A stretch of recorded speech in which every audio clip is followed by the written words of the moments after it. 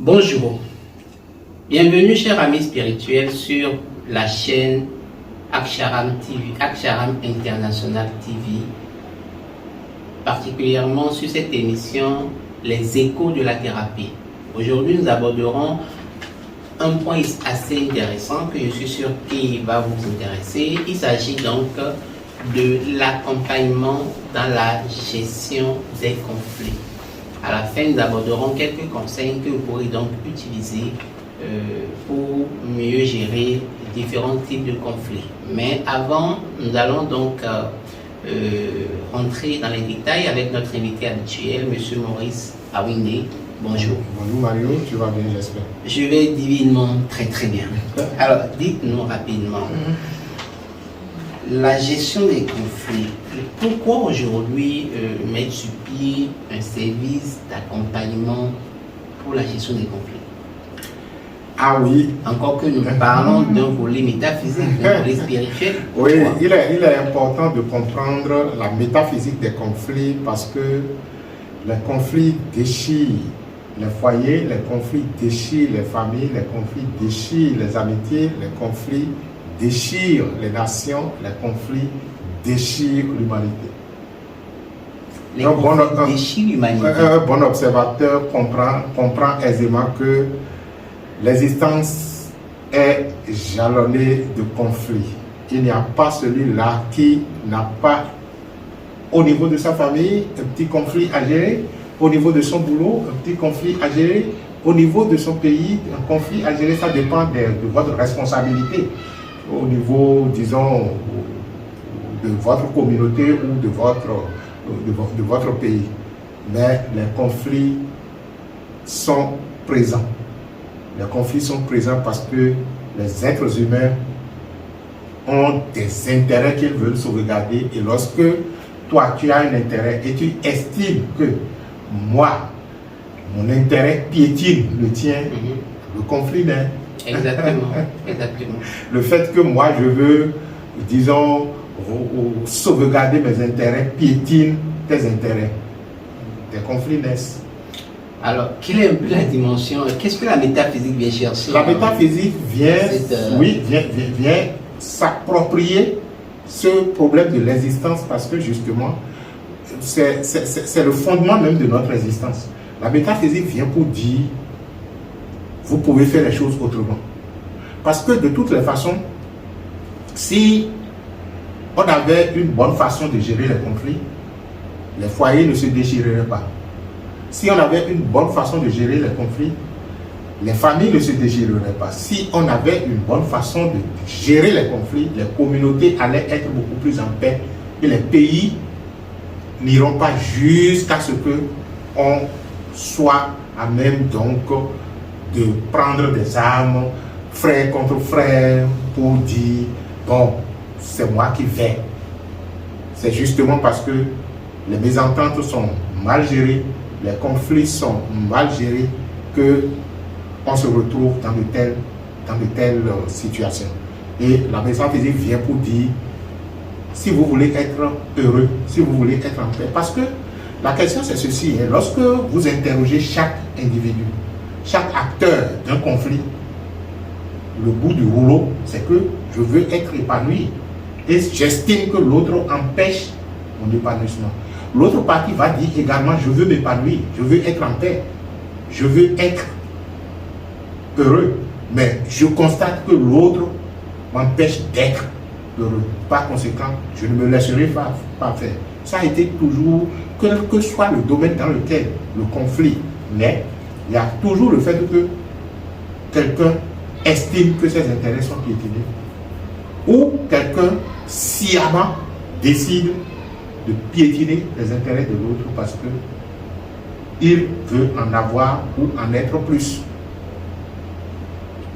Alors dites-nous rapidement,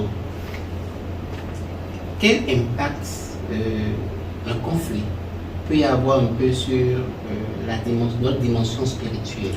Non, le conflit n'a pas en fait d'impact sur notre dimension spirituelle. La dimension spirituelle est déjà la cause derrière le conflit. dimension spirituelle est la cause derrière le conflit. Expliquez-nous. Et quand nous parlons de la dimension spirituelle qui est la cause derrière le conflit, c'est-à-dire que le principe métaphysique du conflit, c'est justement de comprendre pourquoi le conflit est là. Lorsque vous cherchez le pourquoi du conflit du point de vue spirituel, vous comprenez que le conflit n'a d'autre raison que d'être là. Et là, ça devient plus clair. Parce que voilà que vous avez un conflit que vous gérez avec une tierce personne. Et vous cherchez à comprendre pourquoi. Et dans le pourquoi, on vous fait comprendre que il n'y a pas d'autre raison que le conflit soit là. Mais si vous êtes dans un univers où il n'y a d'autre raison que ce qui se passe soit en train de se passer, Voilà, c'est-à-dire qu'il n'y a pas une autre alternative. C'est ce qui devrait se passer qui est en train de se passer. Vous faites quoi si vous êtes intelligent? Et on laisse couler. On accepte et on laisse couler. Et justement, lorsque la cause est connue, on a justement les solutions parce que je ne vais pas dire que notre esprit se joue de nous, mais dans l'ignorance, on se joue du soi. Attendez là. Quand vous dites que les causes, il faut connaître les causes, mais je peux dire que je connais la cause. Ah bon? Dans quel conflit on ne connaît pas la cause? Non, justement, vous n'avez que les causes physiques et les causes visibles, les causes matérielles que vous avez. Alors donc, c'est-à-dire que, bon, Mario, toi et moi, nous sommes actuellement en train de travailler. Et un jour, je dis que, bon, que tu présentes mal l'émission, oui. Moi, Maurice, je présente mal l'émission, et à partir de là, on a commencé par se mettre dedans, et puis bon, ça a fini par des déballements et tout le reste. Je n'ai pas aidé ça, je n'ai pas fait ci. C'est des choses qui arrivent du point de vue professionnel, parce que telle personne aurait critiqué tel travail qui est fait par tel autre. Oui, d'accord. Si vous voulez, ça peut s'arrêter là. Mais quand je dis si vous voulez, c'est en connaissance de cause. Parce que si vous ne savez pas faire, le simple fait que tel a dit telle chose au sujet de tel travail que telle personne a fait, ça peut déjà être une source qui irait jusqu'à ce que finalement, vous n'allez plus du tout vous entendre et les uns chercheraient à éliminer les autres. Parce que je veux me faire asseoir et je constate que tu es l'obstacle qui ne me permet pas de développer telle ou telle, disons, facette de moi. Tu vois? Donc, en fait, ça, ce n'est que l'aspect physique. Mais qu'est-ce qui, en arrière-plan, autorise que de telles choses arrivent lorsqu'on le comprend très tôt? On sait qu'on ne doit pas aller loin dans le chemin que l'on a pris. Donc, voilà de quoi il s'agit. Donc, en résumé, oui. Si je suppose que avec mon enfant par exemple, oui. Un conflit entre... En fait, il y a un comportement qui est là et qu'il ne veut pas entendre, il reste sourd à toute objection, à toute orientation. Vous voulez dire que derrière ce comportement, il y a une cause spirituelle, c'est ça? Parfaitement. Ce qui est intéressant, c'est que lorsque vous-même, vous avez fait des expériences sur lesquelles vous avez travaillé et que vous êtes parvenu à des résultats satisfaisants, je pense qu'il y a des choses de la vie qui ne vous bluffent plus. Parce que lorsque je prends par exemple le conflit parent-enfant, où à un moment donné, l'enfant estime que ses intérêts sont piétinés, ou le parent estime que l'enfant a fait ci ou fait ça, ça, ce n'est que l'aspect physique, comme je le disais. Mais qu'est-ce qui fait que cet enfant n'a pas trouvé d'autre géniteur que toi? Qu'est-ce qui fait que cet enfant t'ayant choisi ait développé de tels comportements? Mais qu'est-ce qui fait que, au niveau de l'enfant aussi, vous n'avez eu d'autre choix parmi des milliers de personnes sur la terre que de choisir celui-là comme géniteur? Voilà comment on gère du point de vue métaphysique un conflit. Là, c'est beaucoup, la situation est beaucoup plus profonde alors. C'est justement beaucoup plus profond, c'est parce que les êtres humains ne cherchent pas à comprendre la profondeur des choses et s'attaquent à ce qui est superficiel que nous vivons, l'existence que nous avons aujourd'hui. Parce que les choses ont une valeur spirituelle. Tout événement, tout ce qui existe dans votre dimension physique a une origine spirituelle, une impulsion qui vient de l'être. Et il faut pouvoir comprendre cette impulsion, il faut pouvoir comprendre le message de cette impulsion. Et dès lors que vous comprenez le message de cette impulsion, vous commencez par vous ajuster au message premier, c'est-à-dire qu'est-ce que je suis en train de vouloir exprimer quand je ne trouve pas les opportunités ou l'espace nécessaire pour l'exprimer et qui s'est transformé en conflit. Lorsque vous arrivez à cette dimension, vous retrouvez votre être et c'est de votre unité avec votre, disons, désir premier que vous mettez en place la meilleure façon de gérer le conflit. Alors, il y a des personnes, par exemple, qui, même dans le aussi bien dans les relations de travail, aussi bien dans n'importe quelle relation, ils estiment toujours que c'est les autres. Ils rencontrent, et en fait, ils vivent des séries de conflits de façon récurrente. Oui. Où finalement, ils disent que c'est les autres qui ne les comprennent pas. Oui, les justement. autres. Tout cela, donc, a tout à fait, ça a une profondeur spirituelle. Et le plus grave, c'est que lorsque la personne arrive à ne pas pouvoir se remettre en cause, c'est très difficile.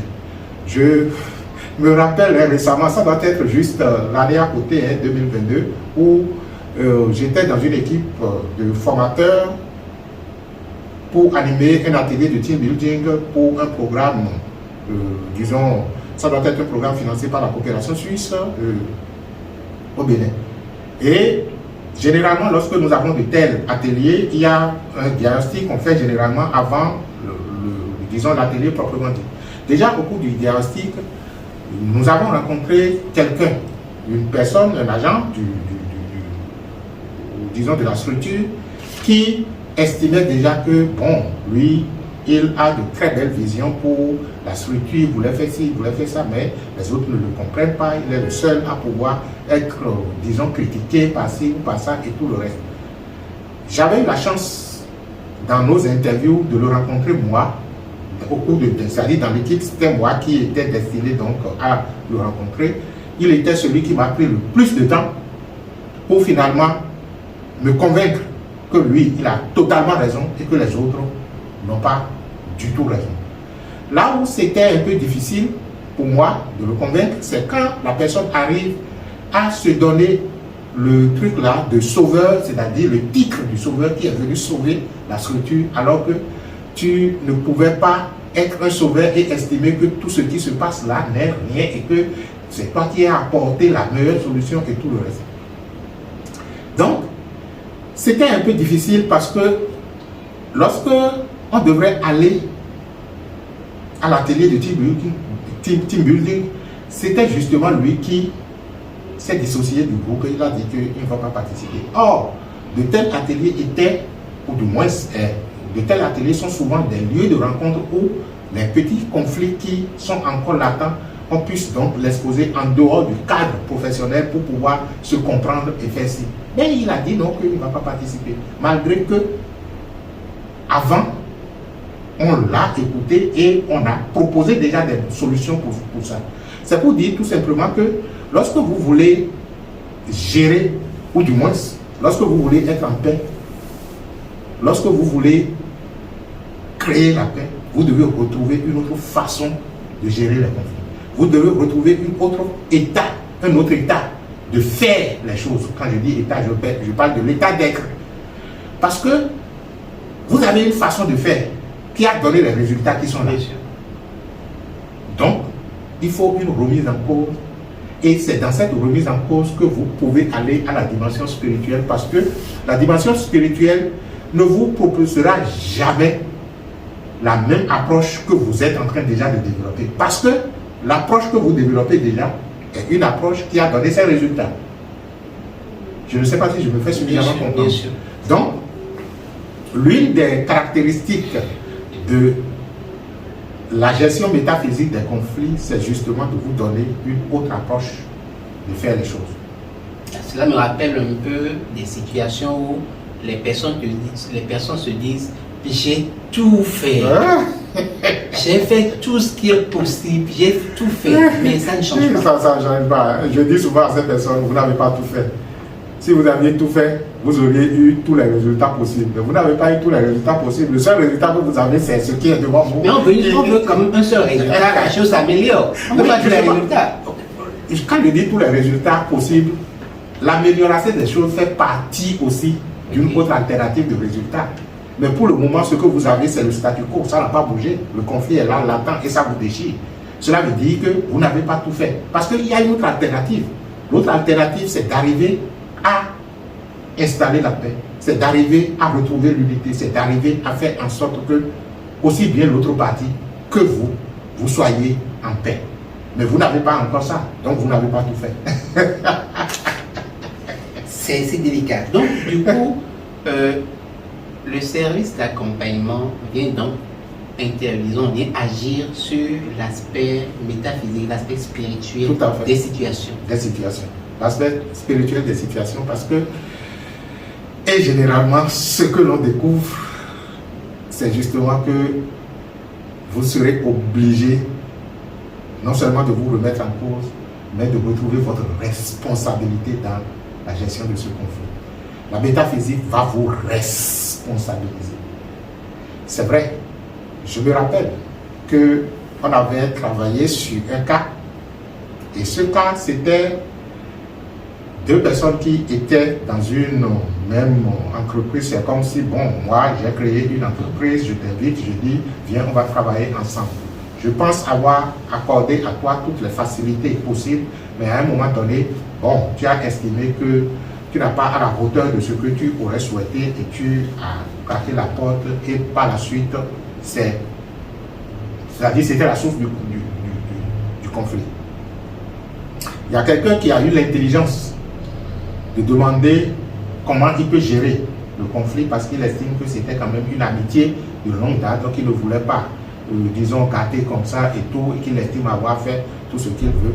Et lorsque cette personne a demandé des conseils ou un accompagnement pour mieux gérer ce conflit, ce qui s'est passé, c'est que dans une incarnation passée, les deux personnes étaient naturellement, ça doit être frères d'un même père et de mères différentes. Et la première personne, celui qui a demandé le service, était dans le temps un fermier qui a appelé l'autre comme il a appelé encore à cette incarnation. C'est pourquoi il faut faire beaucoup attention. C'est-à-dire que la mort, lorsqu'elle intervient, elle ne fait absolument rien. C'est-à-dire c'est comme si le cours des événements continue. Pour lui, c'est comme si les événements n'ont pas changé. Ça ne change pas, tant que vous ne changiez de fréquence. Donc, ce qui s'est passé, c'est qu'il avait invité, en tant que frère, qui réorganise encore lui-même, à travailler avec lui.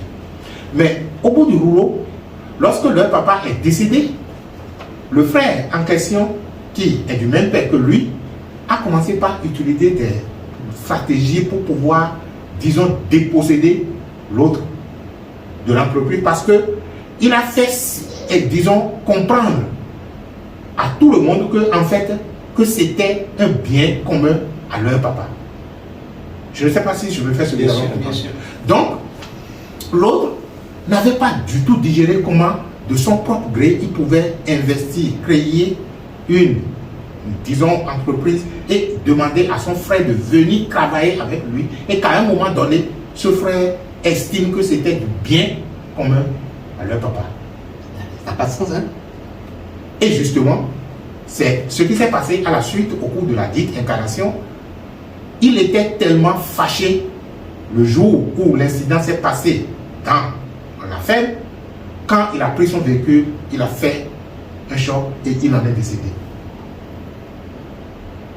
Donc, à l'entame du travail, les maîtres disent, dites à telle personne de ne pas faire encore les mêmes erreurs comme l'incarnation passée, parce qu'il était justement encore en train de s'énerver, de cultiver la même colère, comment je peux l'avoir associé, comment je peux faire ci, et puis il puisse se comporter de cette façon, et qu'il aille dire à telle ou telle personne que je l'ai maltraité, et sur le reste, vous voyez, donc toutes ces charges-là sont là. Et ils ont décrit le phénomène pour dire, s'il ne fait pas attention, ce qui s'est passé à l'incarnation précédente là, risque de se répéter parce qu'il est en train de se mettre dans les mêmes états de colère contre celui-là qui est en train donc d'avoir ce comportement-là. Et qu'est-ce qu'il fallait faire? Ce qu'il fallait faire, c'est justement reconnaître tout simplement que il ne lui doit rien et que c'est plutôt lui qui l'avait dépossédé de ses biens de par le passé. Et comme il n'avait pas suffisamment compris la leçon, la scène est en train de se réorganiser pour que le gars utilise encore sa ruse pour pouvoir l'avoir. Amen. Parce que là, on pourrait dire que en matière, donc, si on doit parler en termes humains, on pourra dire qu'il a peut-être raison. La raison, physiquement, il a raison. Physiquement, non. Dans les faits, dans les faits, on ne pourra donner raison à X ou à Y parce que nous avons collaboré ensemble par la suite.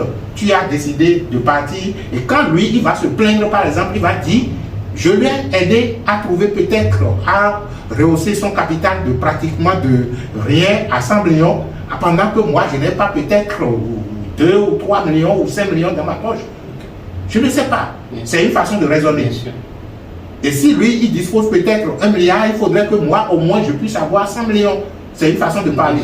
Donc, lorsque lui, il prend cette raison-là et qu'il va servir quelque part, ceux qui l'ont vu travailler avec, ceux qui t'ont vu travailler avec moi, vont dire, ah, que vraiment, que j'étais vraiment, disons, smashé, j'étais utilisé pour m'enrichir pendant que toi, tu n'as pas ci, toi, tu n'as pas ça. Mais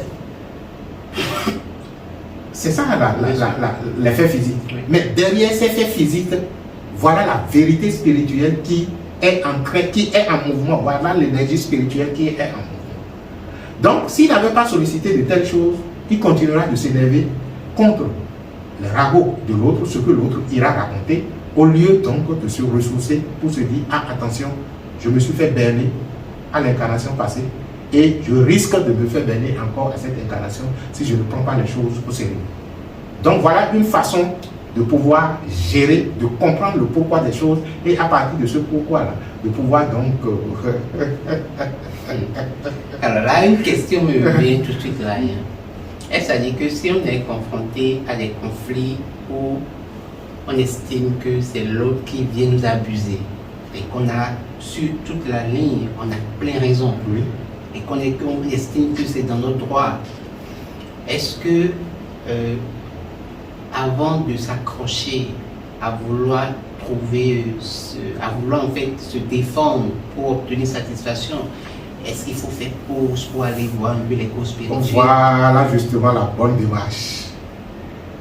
Quelle que soit la raison que vous estimez avoir, il faut naturellement faire une pause et aller chercher quelles sont les raisons spirituelles, quelles sont les raisons métaphysiques d'une telle chose et quel est le comportement ou quels sont les comportements, les attitudes à développer pour favoriser la paix intérieure. D'abord votre paix, d'abord votre épanouissement.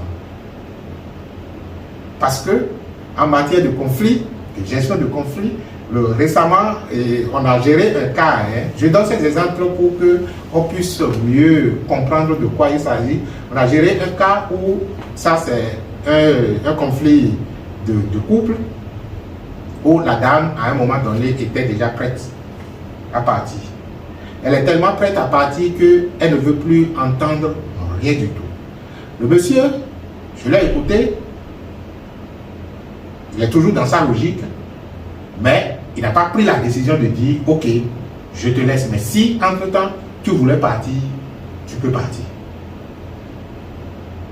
J'ai écouté la dame et je lui ai dit, est-ce que tu nous fais confiance? On peut aborder l'approche spirituelle de l'événement. Il a dit, ok. À un moment donné, elle est revenue me dire qu'elle n'a plus envie de faire quoi que ce soit, quels que soient les conseils que moi je vais lui donner, qu'elle ne suivra naturellement pas ces conseils-là et qu'il n'y a plus rien à faire, qu'elle va partir. La chance qu'elle avait, ce n'était pas juste un client qui est venu à nous. J'étais ami à elle. Donc, je lui ai dit, ok, d'accord. Vous avez déjà un enfant. Est-ce que tu veux le bien de l'enfant? Il me dit oui. Et que si elle se sépare de son mari, elle pourra donc s'occuper de son enfant. Mais matériellement, tu n'as pas les moyens, je le sens. Est-ce que tu veux ton propre bonheur? Il dit oui, que c'est pour s'épanouir, pour être heureux qu'elle décide de partir. Ok, je vais dire, ok, d'accord. Ce que nous allons faire, je vais te donner un travail spirituel que tu vas faire par toi-même. Et la question c'est, pour mon propre bonheur et le bonheur de mon enfant, est-ce qu'il est opportun, moi, aujourd'hui, de quitter le foyer conjugal? La question est simple. Parce que le but final, c'est mon épanouissement, c'est mon bonheur et le bonheur de mon enfant. Donc, nous partons de là. Pour le bonheur, mon bonheur et le bonheur de mon enfant, est-ce qu'il est opportun maintenant, compte tenu de tout ce qui se passe là, que je ne veux pas énumérer, de quitter le foyer conjugal et de me libérer de ce monsieur? Faites-le 3 fois les soirs et couche-toi et sois attentif. Elle a fait le travail et le compte rendu est clair. Le compte rendu est tellement clair que il dit, on m'a montré une incarnation passée. Et à la dite incarnation, j'étais avec le monsieur. Et quand j'étais avec le monsieur, des événements se sont produits et je me suis séparé du monsieur. Et quand j'ai quitté le foyer, le gars a récupéré notre enfant pour mieux s'occuper de lui. N'étant pas content, je suis venu chercher l'enfant pendant que le gars a installé toutes les conditions favorables pour l'épanouissement, l'éducation de l'enfant et tout le reste. Moi, je suis venu voler en quelque sorte l'enfant à l'insu du gars. Mais et l'enfant et moi, on n'a pas été heureux tout au long de cette incarnation. Et que c'est le même événement qui veut se répéter quand il est en train de prendre la décision de partir avec l'enfant. Et que le monsieur a un rôle très important à jouer dans son épanouissement et l'épanouissement de l'enfant, si entre-temps il s'aimait véritablement, elle s'aimait véritablement. Et c'est là qu'elle dit, bon, maintenant là je suis disponible, dites-moi ce qu'il y a à faire. Que l'expérience était tellement vivante que c'était comme si elle est en train de, c'est en train de se dérouler maintenant. Et il arrive des moments où, lorsque vous êtes suffisamment têtu et que l'Esprit de Dieu veut vous faire cela, vous vivez l'expérience pas comme un rêve, mais comme une réalité vivante. Parce que l'incarnation passée, c'est encore là, ce n'est parti nulle part. Donc, c'est comme si, dans chaque aspect de votre vie, vous arrivez pour continuer exactement où on s'est arrêté. Il suffit tout simplement de faire un peu de l'introspection, vous allez constater que dans tel aspect là, voilà où je m'étais arrêté. Dans tel aspect, voilà où je m'étais arrêté. Et tout ça, ça doit se poursuivre. Ça doit se poursuivre et permettre donc à vous, en tant qu'être, de déployer le potentiel que vous êtes en matière donc de paix, de quiétude, de bonheur, de richesse, de ci ou de ça. Non, là, c'est une expérience très très inspirante, hein. Surtout la démarche que vous avez proposée à la dame, à savoir demande l'attitude à tenir pour le bonheur, pour l'épanouissement. Et quand finalement il est revenu, j'ai dit ok d'accord, maintenant on appelle le monsieur, tu lui racontes l'expérience. Elle a mis la tête en bas pour s'est fondu en excuses et tout le reste. Parce que quand on vous montre véritablement votre passé, je vous assure que généralement vous avez honte. Vous avez honte de votre passé parce que justement c'est ça qui a fait que vous êtes ce que vous êtes en train de critiquer, c'est-à-dire que ce qui ne vous donne pas satisfaction. C'est le bel garçon qui dit mais il suffit seulement de voir ce que vous vivez pour voir l'ampleur des dégâts que vous aviez causés. Vraiment. Mais les êtres humains ne veulent pas être responsables. Nous sommes tous en processus de perfection. Et personne n'a été véritablement correct. Du point de vue, disons, gestion de la matière, personne n'a été véritablement correct. Si vous étiez suffisamment correct, on ne serait pas ici, justement. Vous serez déjà resté dans les cieux parce que, ayant accompli totalement votre unité avec l'être. Donc, nous devons être responsables, suffisamment responsables et poursuivre le chemin, même si ça semble être difficile. Et poursuivre le chemin, c'est justement en toute chose chercher quelle est la raison d'être de la paix, de l'amour, de l'unité et de s'avancer vers. Alors, donc, rapidement, hein, pour une petite parenthèse, que tous ceux qui nous suivent prennent cela comme une source d'inspiration. Et lorsque nous sommes confrontés à des situations où on demande à savoir que vais-je faire, est-ce que si, ou parfois on veut consulter le maître intérieur, ou on veut demander au maître intérieur, bon, dis-moi si tel acte que je veux poser, est-ce que c'est l'acte juste? Je pense que en s'inspirant de la démarche que vous avez proposée à la dame, ce serait de demander au maître intérieur, ben, qu'est-ce que je dois faire pour le bonheur, pour l'épanouissement de vous et de ceux qui associés. Lorsque vous posez, parce que c'est la façon dont vous posez la question que vous avez la réponse. C'est-à-dire que la réponse est intimement liée à la question. C'est pourquoi il y a naturellement un art qu'on appelle l'art de se poser les bonnes questions. Exactement. On y reviendra.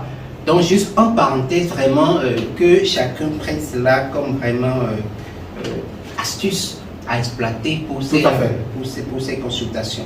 Alors l'autre aspect important, au vu de tout cela, quelle est notre responsabilité dans un conflit alors? Oui, notre responsabilité, elle est entière. Elle est entière, et je dis généralement, lorsque vous n'arrivez pas à établir une responsabilité physique, retrouvez une responsabilité au niveau de votre âme, une responsabilité émotionnelle et sentimentale. Et si là, également, ça ne répond pas, retrouvez une responsabilité au niveau, une responsabilité psychologique qui regroupe aussi les émotions que les pensées. Et au-delà de ça, retrouvez une responsabilité spirituelle. La métaphysique vous aide à établir votre responsabilité spirituelle, justement. Vous êtes responsable du conflit que vous gérez. Même si vous estimez que l'autre a tort et que c'est l'autre qui a posé l'acte qui, en fait, a généré le conflit, vous avez une part de responsabilité dedans et il faut aller à la rencontre de cette responsabilité. Alors, donc, dans quelles que soient les situations de conflit où on se retrouve, dites-nous un peu, quelles sont les dispositions que nous pourrons prendre pour une meilleure gestion? Oui, la première disposition, c'est d'abord la remise en cause. Se remettre en cause et se dire, j'ai fait de cette façon-là et jusqu'à présent, le conflit perdure. Et la deuxième disposition, c'est accepter, lorsque vous demandez un accompagnement métaphysique, accepter de ne pas avoir raison. Lorsque vous voulez mieux gérer un conflit, le premier pas, l'un des pas importants, c'est d'abord cet état d'être de je peux ne pas avoir raison ou j'accepte de ne pas avoir raison.